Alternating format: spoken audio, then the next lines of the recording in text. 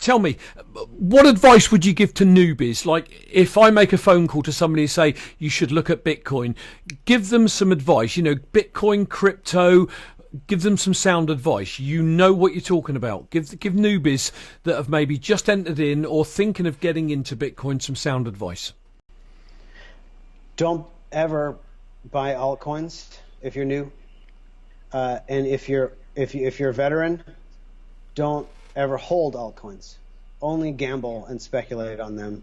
And even then, I don't recommend it because those they're basically scams. So by buying them, you're therefore monetizing them. You're funding scams.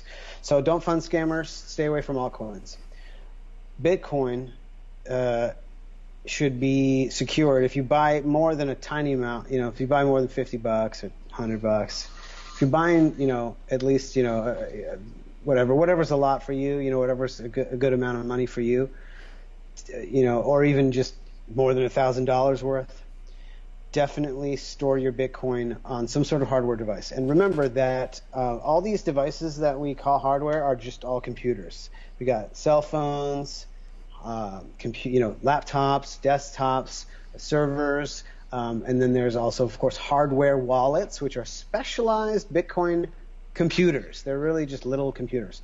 So never order a hardware wallet from a third-party seller. Only ever order from the manufacturer. And you shouldn't trust other people with your Bitcoin because then you don't own it and they own it. So that's my advice. Only buy Bitcoin. Put it on a hardware device. Always keep your keys. If you don't have your private keys, you don't have the Bitcoin. You only have a claim on it. Yeah, absolutely. I recommend Trezor. I've got mine on the Trezor. Obviously, you've now heard it from Gabriel. Look, guys, you heard it from somebody who's very, very cryptographic, very, very knowledgeable. The one thing you don't do, and I talk about it all the time on my shows, is leave your Bitcoin on an exchange. You've heard Gabriel say it. You know, depending on what you see as a lot of Bitcoin, get it off an exchange, because I don't care what exchange it is. I don't care how many millions or billions that exchange is worth. They will be hacked at some point, and if they own your Bitcoin, you don't, and if your Bitcoin's gone, it is gone, ladies and gentlemen. Another detail, wait, don't trade unless you're a really experienced trader in other markets.